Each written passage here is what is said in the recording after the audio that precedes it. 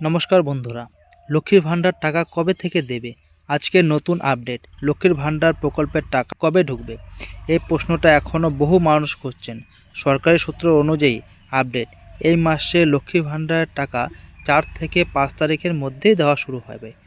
যাদের bank account active আছে, আধার ও NPCI link ঠিক আছে, তাদের অ্যাকাউন্টে টাকা সরাসরি ঢুকবে। আপনাদের কোনো চিন্তা করতে হবে না। গুরুত্বপূর্ণ কিছু বিষয়, একই দিনে সবার টাকা ঢুকবে না, ফেজ অনুযায়ী টাকা দেওয়া হয়। কারোর টাকা 4 তারিখ, কারোর টাকা 5 তারিখের মধ্যে ঢুকতে পারে, তাই একটু ধৈর্য রাখুন। টাকা না ঢুকলে কি করবেন?